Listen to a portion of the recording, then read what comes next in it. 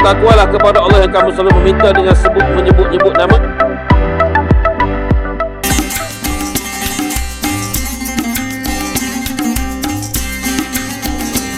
Assalamualaikum warahmatullahi wabarakatuh. Bismillahirrahmanirrahim. Alhamdulillahilladzi arsala rasulahu bil huda wa dinil haqq liyuzhirahu 'ala ad-din kullihi walau karihal musyrikun. Asyhadu an la ilaha illallah wahdahu la syarika lah wa asyhadu anna sayyidana Muhammadan 'abduhu wa rasuluh. Allahumma salli wa sallim wa barik ala Muhammad wa ala alihi wa sahbihi ajma'in. Wa qala rabbi shrah li sadri wa yassir li amri wa hlul 'uqdatam min lisani yafqahu qawli. Subhanaka la ilma lana illa ma 'allamtana innaka antal alimul hakim. Wa la hawla wa la quwwata illa billahil aliyyil azim. Rabbi yassir wa la tu'assir, Rabbi tammim bil khair. Allahumma anfa'na bima 'allamtana wa 'allimna ma yanfa'una wa zidna 'ilma. Allahumma 'allimna ma jahilna wa dhakkirna ma nusina. Allahumma ij'alna minal ladzina yastami'una al-qawla fayattabi'una ahsanah. Sallallahu ala sayyidina Muhammad wa ala alihi wa sahbihi ajma'in walhamdulillahi rabbil alamin. Qala Allah Ta'ala a'udzu billahi minasy syaithanir rajim. La tajidanna ashaddan nasi adawatan lil ladzina amanu al yahuda wal ladzina asyraku. Shadaqallahul azim. Bersangatanlah sifat permusuhan terhadap orang-orang yang beriman itu ialah orang-orang Yahudi dan orang-orang yang musyrik, orang-orang yang mensyirikkan Allah Subhanahu wa taala. Surah Al-Maidah ayat 82. Yang saya muliakan pengerusi dan jawatan kuasa surau Darussalam Taman Bukit Teratai, imam-imam, Bilal, tuan-tuan, puan-puan, hadirin hadirat tetamu Allah sekalian, alhamdulillah. Marilah sama-sama kita bersyukur kehadrat Allah Subhanahu wa taala di atas limpahan rahmat yang Allah beri kepada kita, kesempatan kepada kita, kehidupan yang masih lagi diberikan kekuatan istiqamah kita untuk datang beribadah, solat berjamaah dan juga sama-sama kita duduk dalam halaqah ilmu, majlis ilmu yang merupakan tempat-tempat yang mulia yang dikatakan sebagai taman-taman syurga. Dan marilah kita merenung akan diri kita, bagaimana Allah memberikan segala kenikmatan kepada kita, apakah kita telah menzahirkan kesyukuran secara sebenar-benarnya. Mudah-mudahan bila kita renung akan diri kita, maka kita mampu menilai sama ada kita orang yang mampu bersyukur ataupun orang-orang yang tidak mampu bersyukur kepada Allah Subhanahu wa taala. Dan ayat yang saya bacakan tadi adalah berkaitan dengan firman Allah Ta'ala yang menyatakan bahawa sangatlah keras permusuhan terhadap orang beriman itu ialah pertama orang-orang Yahudi, yang kedua orang-orang musyrik, orang-orang yang kafir, orang yang mensyirikkan Allah Subhanahu wa taala. Dua golongan tu disebut oleh Allah Ta'ala dalam suratul Maidah ayat 82. Ternyata kita lihat bagaimana Yahudi dalam Al-Quran, Allah ceritakan bagaimana mereka membunuh para nabi-nabi. Puluh ribu nabi mereka bunuh. Kalau kita baca Quran, kita lihat dalam hadis bahawa Allah cerita, Nabi cerita bahawa kejahatan orang-orang Yahudi di zaman dahulu dan juga di zaman sekarang. Kita sendiri boleh menyaksikan, buka saja handphone, buka saja medsos, kita tengok betapa dahsyatnya kita punya saudara yang berada di Palestin, rumah mereka hancur lebur, dibom, keluarga mereka hilang, mati, Ya, kalau kita lihat dalam laporan yang dikeluarkan bahawa setahun serangan Zionis terhadap Palestin, Baitul Maqdis, Gaza khususnya, telah mengorbankan sebanyak 41.870 nyawa. Ya, itu di antara disebut murid-murid yang terbunuh serta guru-guru. Murid-murid 10.000, hampir 11.000 orang. Ya, murid-murid sekolah. Guru hampir 500 lebih orang. Ya, dalam angka-angka yang begitu besar kalau kita lihat. Yang mengalami kecederaan murid-murid sekolah 17.224 orang. Guru yang cedera 3.686 orang. Ini catatan. Ya. Yang terkandas dalam pelajaran 45.000 orang murid. Rumah kediaman 87.000 rumah kediaman telah musnah. Ya, hancur dibom oleh Zionis Israel Yahudi laknatullah, yang bersekongkol dengan kerajaan-kerajaan Amerika dan sekutu-sekutunya. Ya, kita lihat bom yang digugurkan ini lebih banyak daripada bom yang digugurkan di Nagasaki pada 1945. Itulah kenyataan yang kita lihat bagaimana dahsyatnya saudara kita di Palestin setelah kita lihat pembunuhan terhadap pemimpin mereka iaitu Ismail Haniyeh. Dan kalau kita lihat pemimpin Lebanon Hizbullah, ya, Hassan Nasrullah, dia target begitulah. Maknanya dia target ketua-ketua supaya luntur semangat perjuangan orang Palestin. Ya, itulah. Jadi tanggungjawab kita ialah kita mestilah memberi pertolongan dalam bentuk doa kepada saudara kita. Ya, termasuklah memboikot barang-barangan, ya, yang ada hubungan dana dengan Israel. Dan kita mesti memperkuatkan ekonomi umat Islam. Ya, umat Islam kena perteguhkan ekonomi, kena bantu orang Islam. Bukan kita cuba untuk meruntuhkan ekonomi orang Islam. Termasuklah kita juga, ya, contohnya pemimpin negara Islam mestilah bersatu untuk mengecam tindakan ganas yang berlaku terhadap umat Islam di Palestin, ya, melalui badan-badan dunia dan sebagainya. Karena mereka telah melanggar Konvensi Geneva, mereka langgar. Protokol PBB mereka telah langgar, tuan-tuan. Inilah kekejaman yang kita, kalau kita lihat, tidak ada sifat peri kemanusiaan. Yang disasarkan adalah orang awam, rumah kediaman. Adapun serangan yang dilakukan oleh Hamas, termasuklah Iran baru ni, ya, mereka mensasarkan kem-kem tentera yang mengorbankan kecil sahaja bilangan mereka. Ya, tentera-tentera. Bukan seperti mana mereka Yahudi mensasarkan orang awam. Ya, kita tengok sendirilah tuan-tuan, bagaimana sekarang ni air pun tak ada nak minum. Nah, makanan sama telah lah. Mereka makan kadang-kadang cari rumput. Ya, kita boleh bayangkan anak-anak kecil seolah-olah anak cucu kita lah.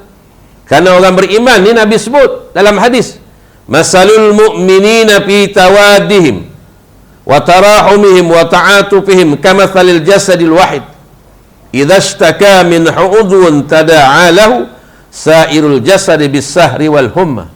Hadis riwayat Imam Ahmad.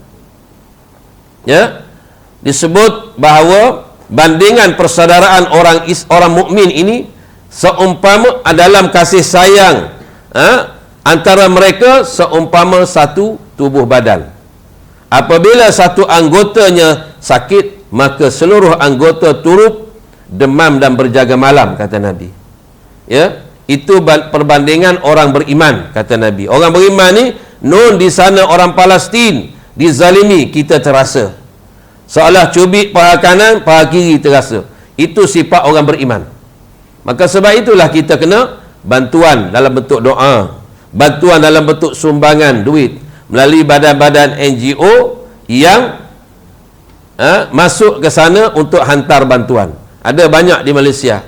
MAPIN, ya, Muslim Care, antara Muslim Care tu yang banyaklah juga, dan badan-badan lain yang semata-mata mencari dana untuk disalurkan ke sana. Mereka buat kilang roti, tuan-tuan. Muslim Care buat kilang roti untuk buat roti bagi makan orang sana, ya.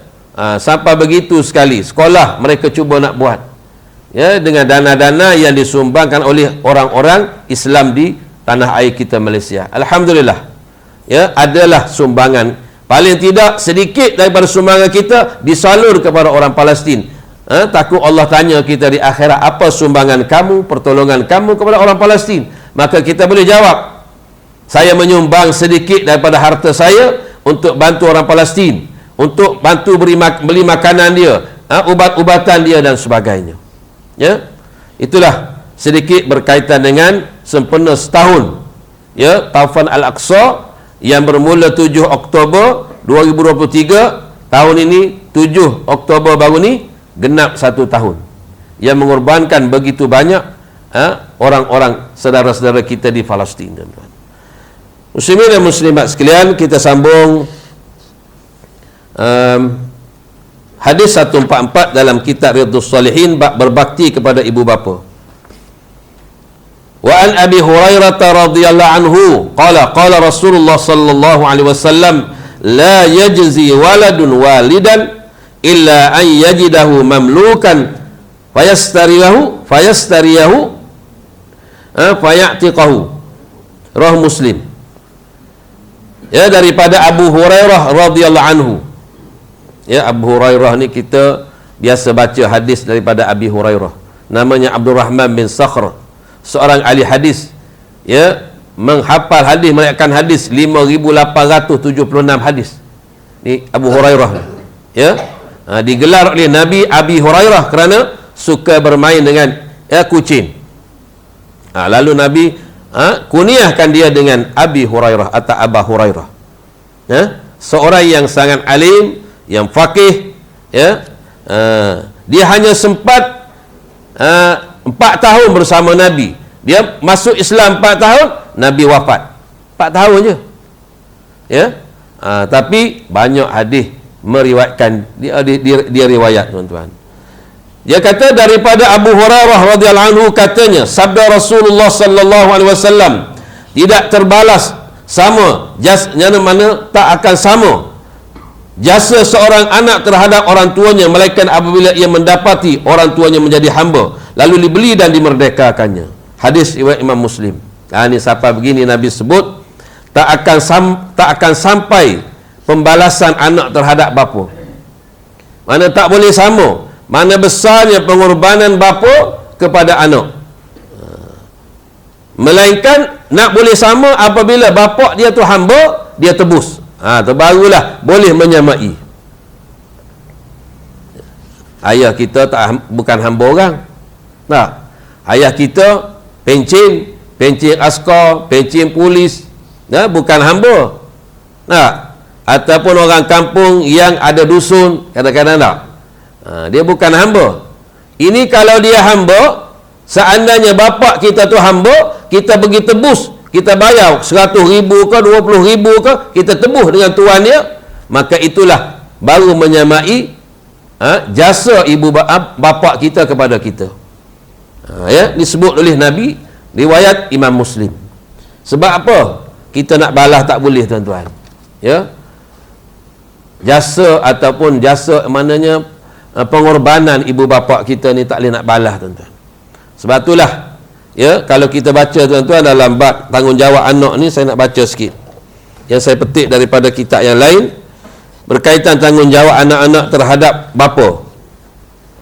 Ya, sebab kadang-kadang ada kebanyakan anak-anak pada zaman sekarang ini tidak tahu tanggungjawab dia terhadap bapa ataupun ibu bapa lah.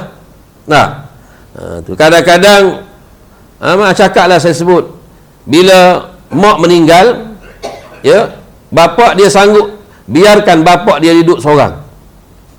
Ya, bila bapa dia nak kahwin, dia tak bagi. Nah, ataupun mak dia kematian ayah, mak dia nak kahwin dia tak bagi. Sama juga tu.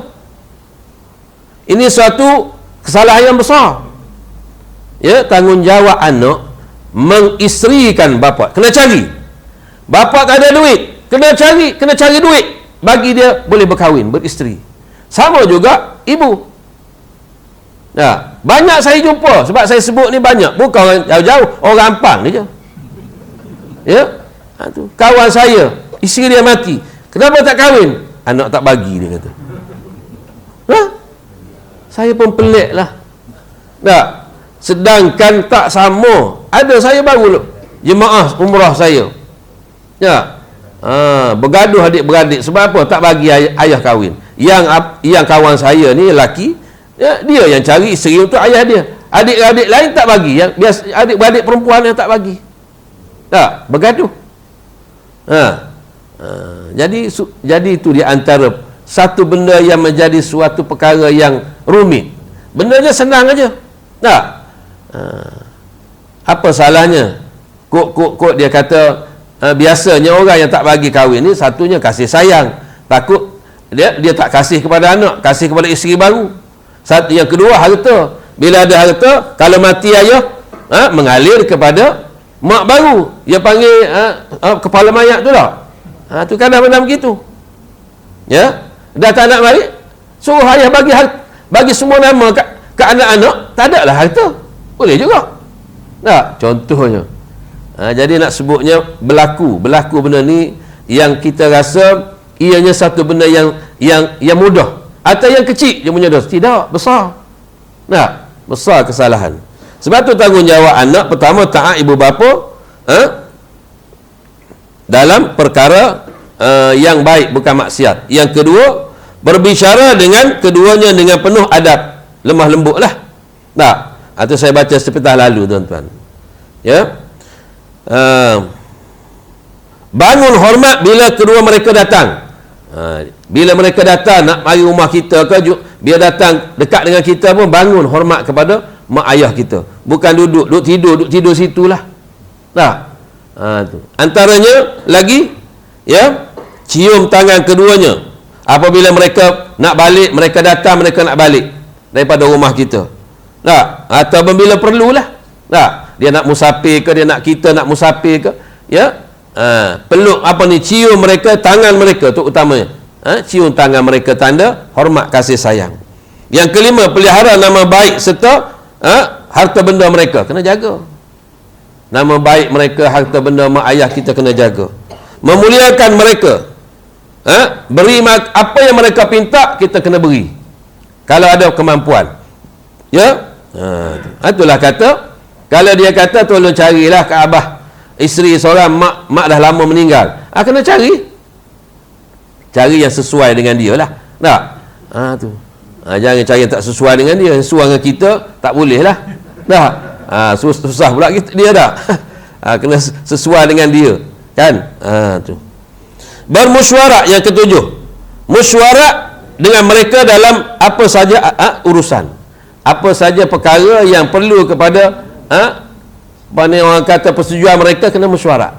Ya, benda-benda yang besar tak boleh kita buat seorang tanpa pengetahuan mereka. Tak, kerugi kendara ke, nak menikah anak cucu ke, macam-macam lah. Tanya dia. Tak, banyak doa mohon ampun untuk keduanya. Yang kesembilan, kalau ada tetamu, ya, tetamu dia hendaklah memuliakan tetamunya. Kita kena mulia, termasuklah kawan-kawan dia kita kena muliakan. Ya, kawan dia kita mulia. Apatah lagi kawan dia masa dia hidup, dia tak ada, kita juga kena muliakan lagi kawan mak ayah kita tu, walaupun mak ayah kita dah tak ada. Termasuklah keluarga dia, ya, kita kena muliakan. Tu, ya, orang yang dimuliakan oleh mereka.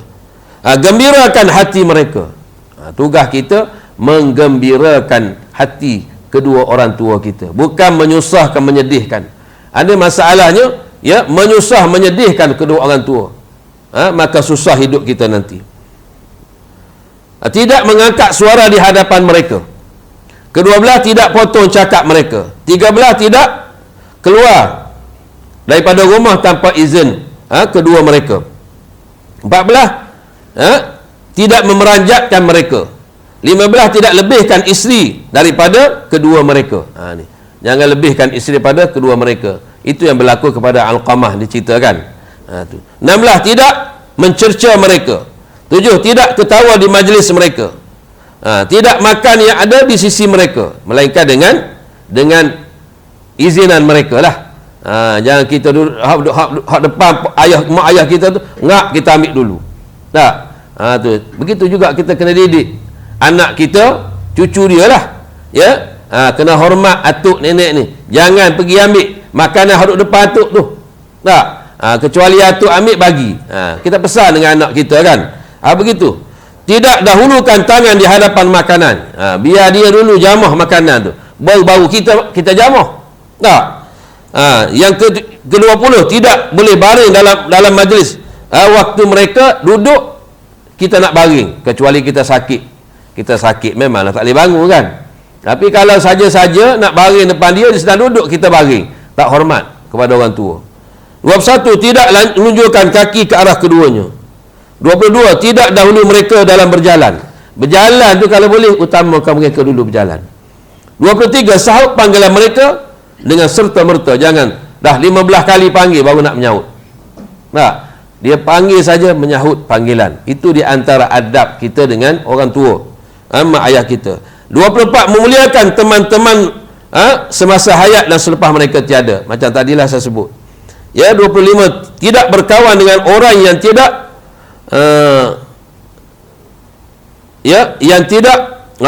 tidak berkawan dengan seseorang yang tiada disukai oleh kedua ibu bapa. Tu ya. Yang 26, mendoa keduanya khusus apabila telah mereka tiada lagi. Banyakkan doa supaya Allah beri ampun kepada ibu bapa kita. Sebab tu Nabi sebut 3 orang yang boleh diungkit pemberian. Orang kita beri barang kat orang, kita tak boleh ungkit, batal pahala. Ya, la tubtilu sadaqatikum bil manni wal adha kalladhi yunfiqu malahu ria'an nas. Ya ayyuhalladzina amanu, wahai orang beriman, jangan kamu batalkan pahala sedekah kamu dengan ungkit dan ungkit-ungkitan serta menyakitkan hati. Ya, menyakitkan hati orang yang kita beri. Dah beri, ungkit lagi, habis pahala. Sebab aku berilah tu, sebab saya berilah tu. Tak. Tu. Tak. Tu kadang-kadang yang tu memang tak boleh. Tapi 3 orang ni dia boleh ungkit pemberian dia, dan bukan dia dikatakan menyakiti hati orang yang diberi. Pertama, Nabi, ya, kepada Allah Ta'ala, guru kepada murid. Yang ketiga, ibu bapa kepada anak-anak.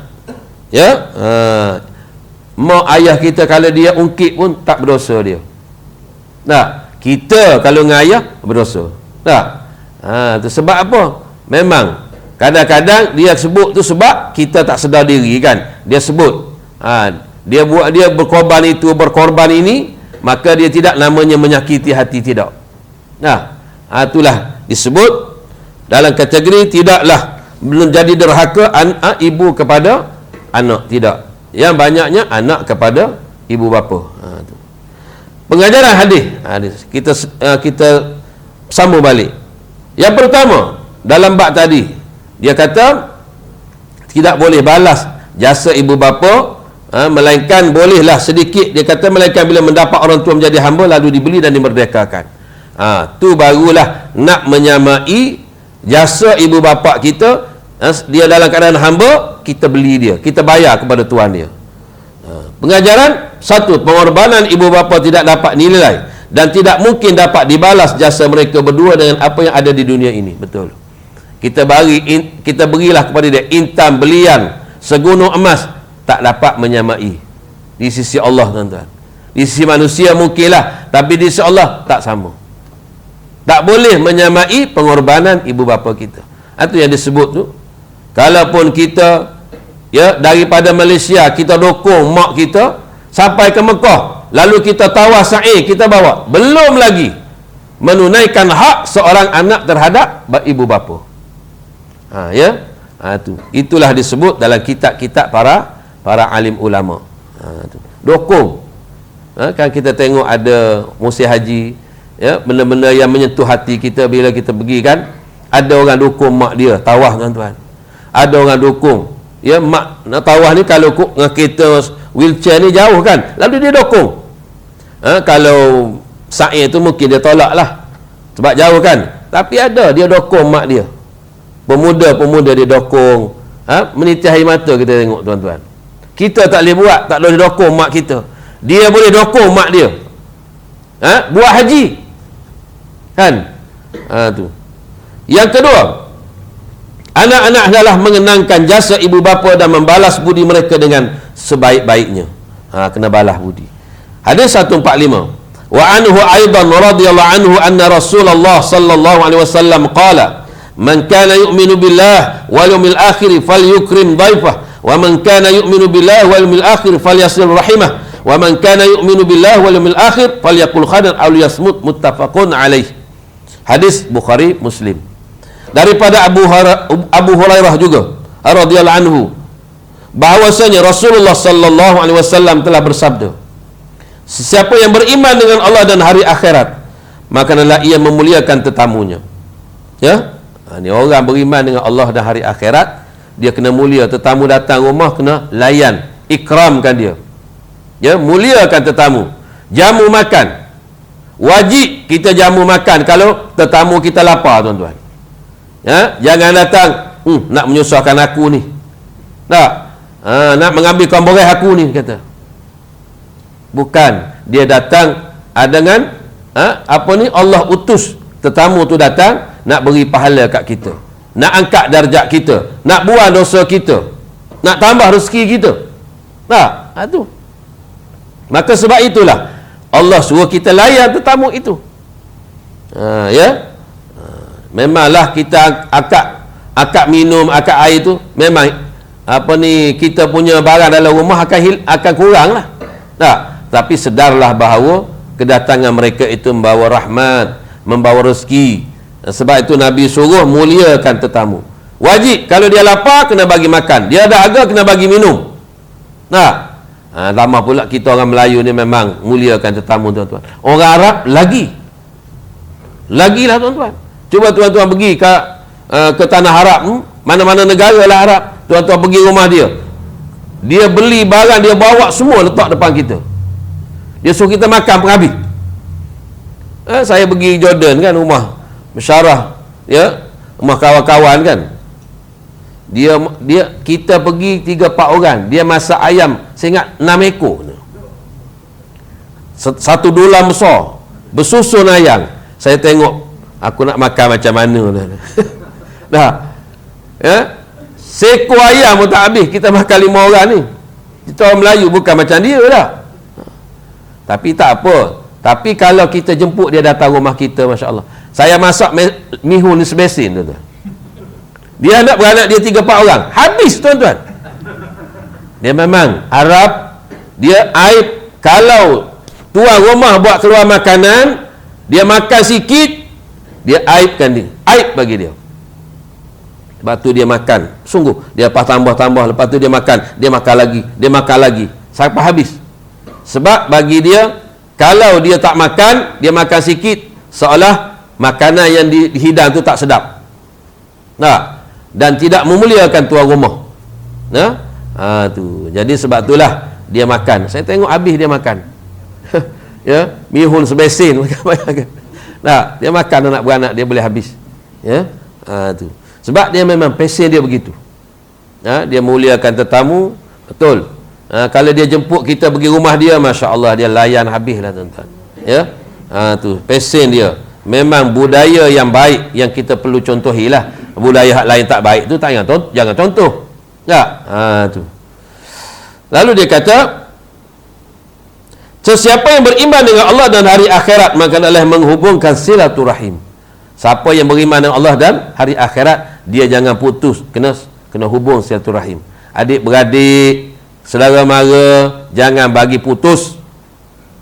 Ya, tuan-tuan, kita terutama yang kita dah pencen ni, adik-beradik kita masih ada di sana di sini kan, ziarah, hubung silaturahim. Allah suka, dan rezeki kita pun murah, umur kita pun panjang.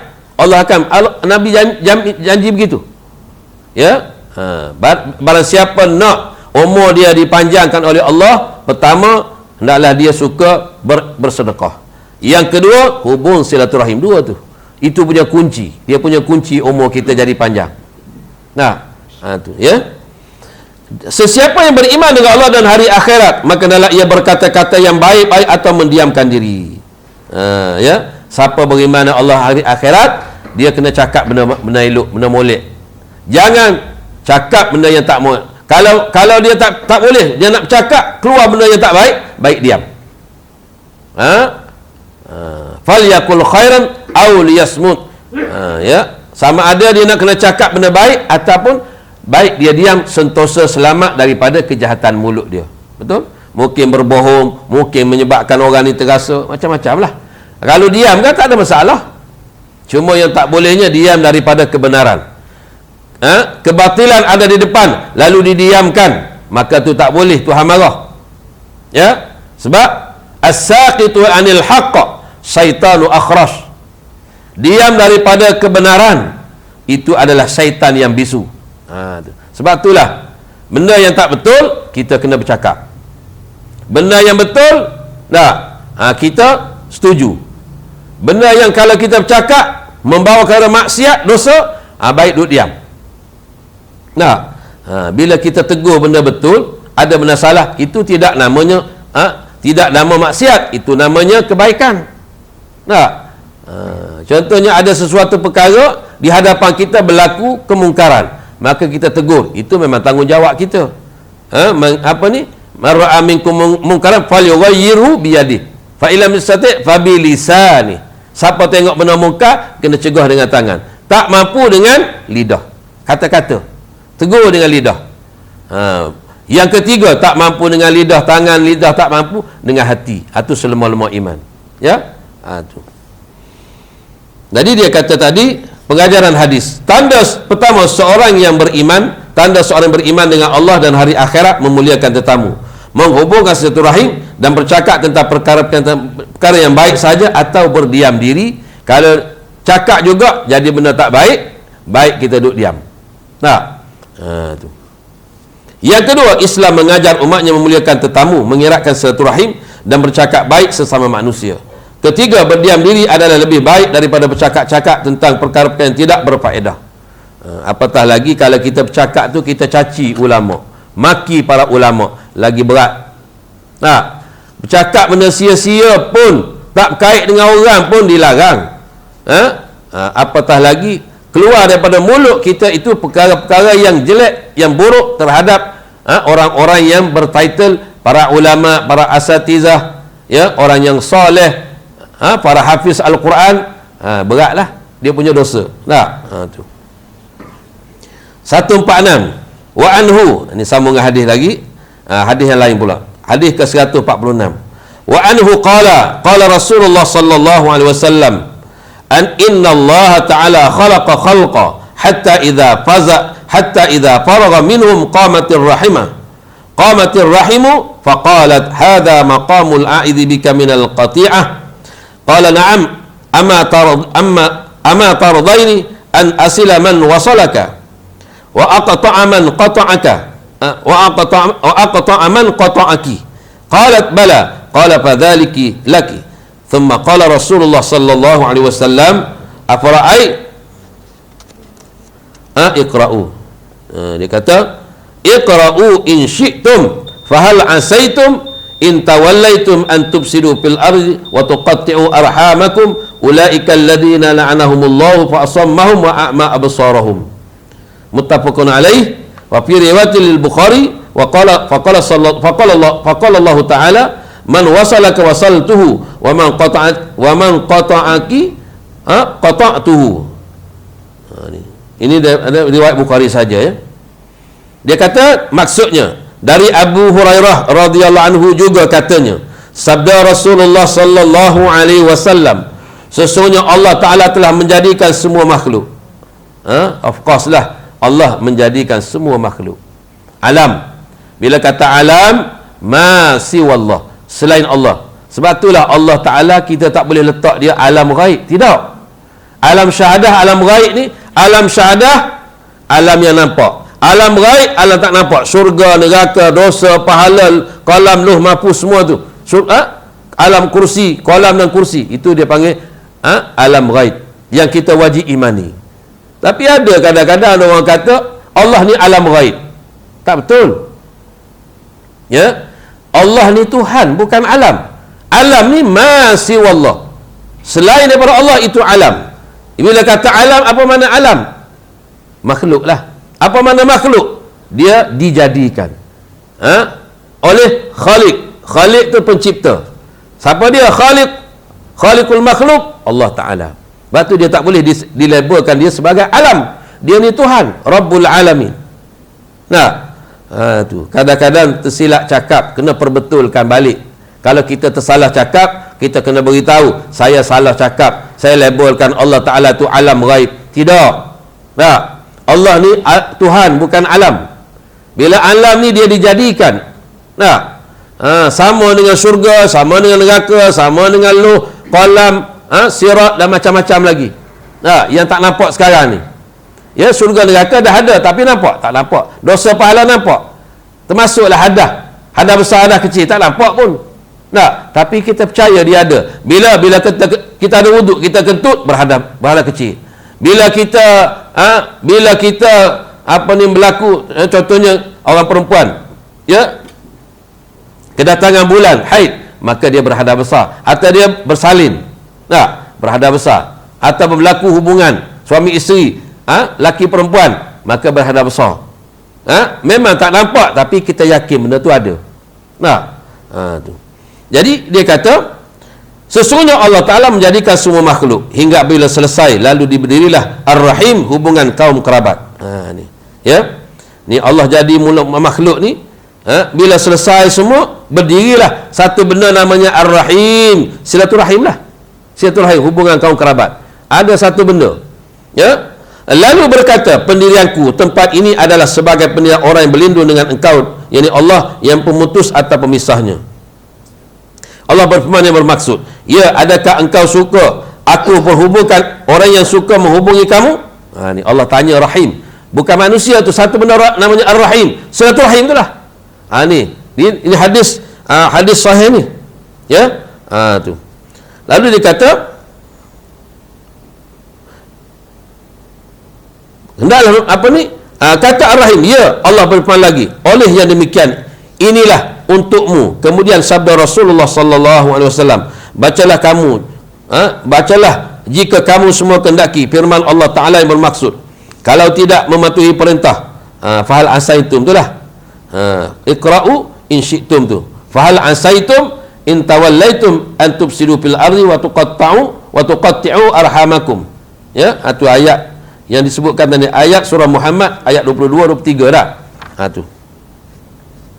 Dia kata, kalau kamu tidak mematuhi perintah, maka tidakkah kamu harus ditimbangi dan dikhawatiri jika kamu dapat memegang kuasa, kamu akan melakukan kerosakan di muka bumi dan memutuskan hubungan silaturahim dengan kaum kerabat. Orang yang melakukan perkara tersebut, mereka lah dilaknat oleh Allah serta ditolikan pendengaran mereka dan dibutakan penglihatan mereka. Surah Muhammad 22 hingga 23. Muttafaqun alaih. Itu riwayat Bukhari Muslim.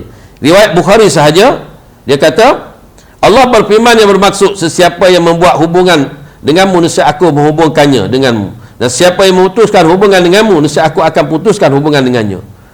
Allah kata kepada Rahim, satu makhluk.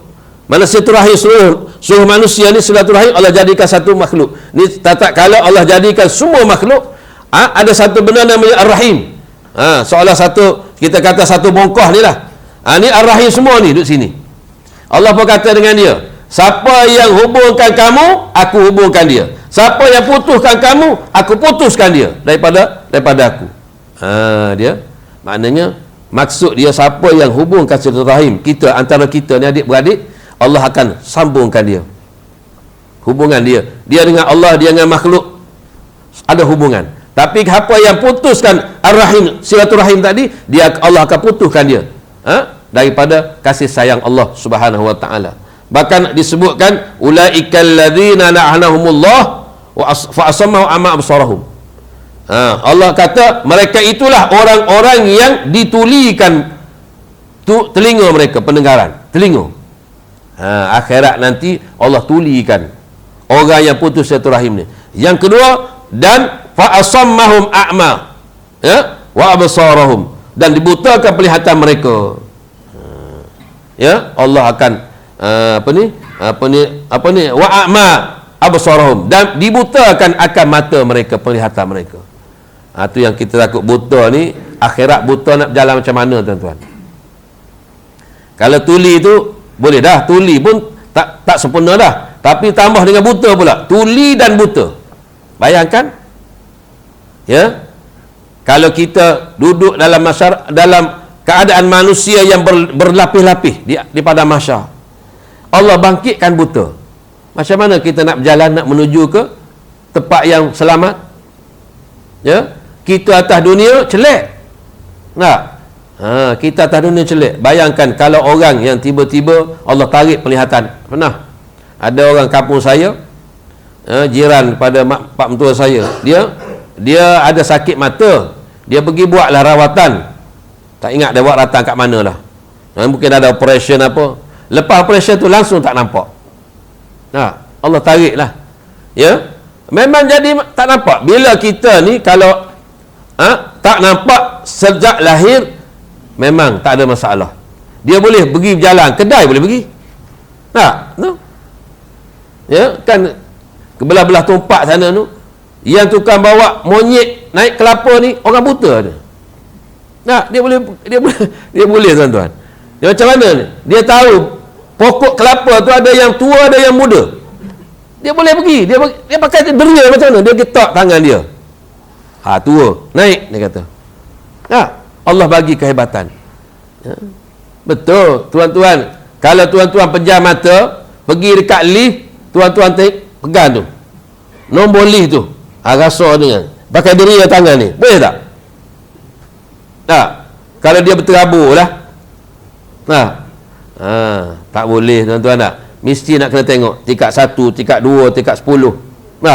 Kalau main gagar dengan tangan gitu, tak jumpa lah jawabnya, sampai tempat lain lah. Dia boleh.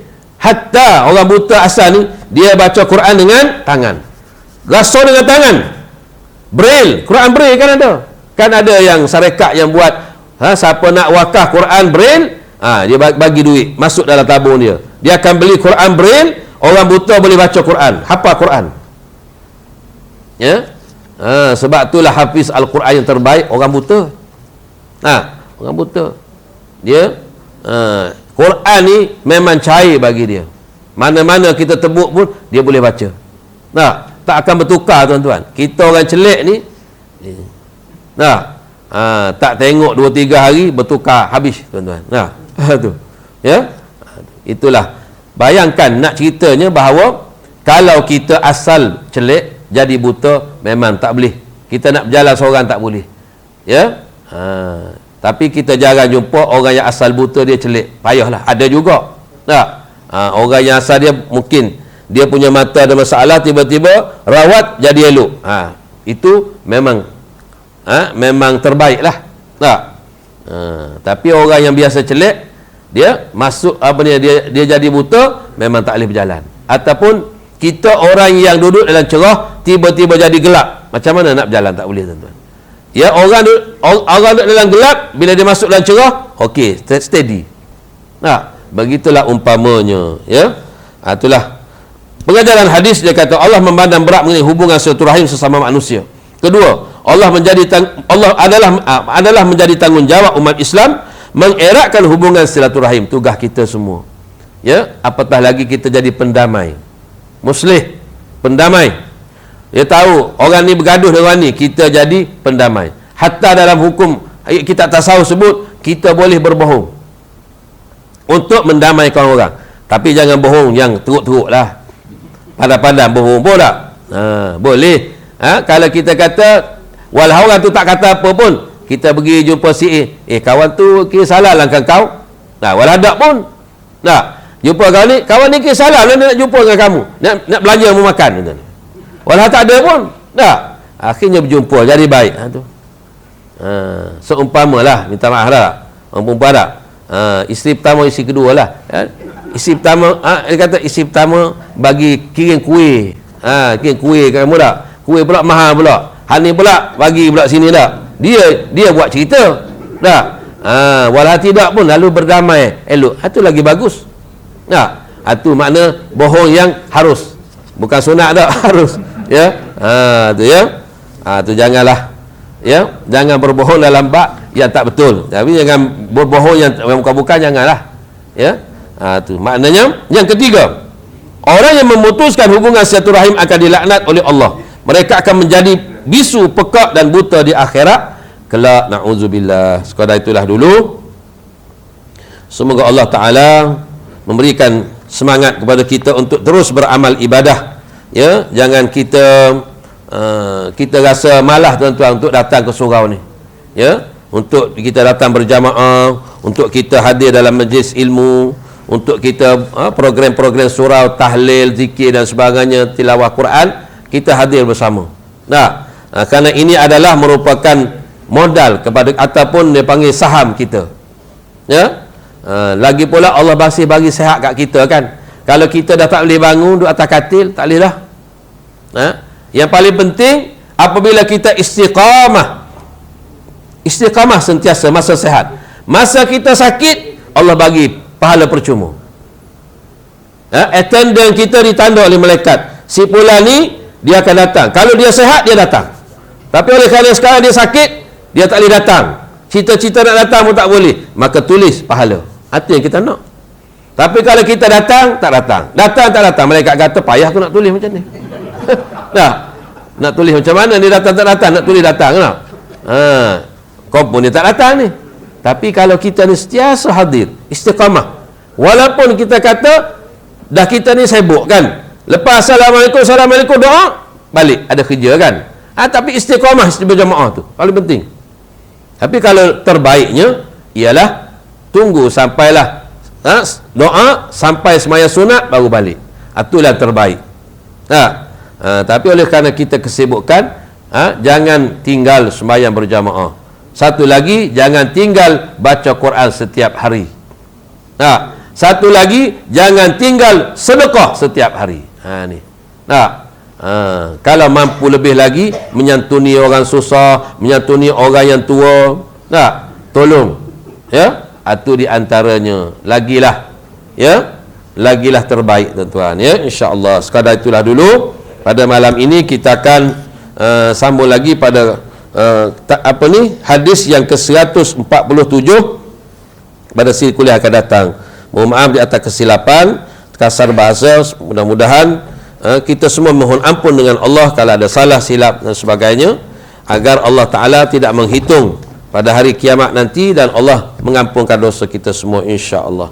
A'udzubillahi minasyaitonirrajim. Bismillahirrahmanirrahim. Alhamdulillahirabbil alamin wassalatu wassalamu ala asyrafil anbiya'i wal mursalin wa ala alihi wa sahbihi ajma'in. Allahumma iftah lana fathal arifin warzuqna fahman nabiyyin wa hifdzal mursalin wa ilhamal malaikatil muqarrabin waj'al a'malana khalisatan liwajhikal karim birahmatika ya arhamar rahimin. Wa sallallahu ala sayyidina Muhammadin wa ala alihi wa sahbihi ajma'in walhamdulillahirabbil alamin.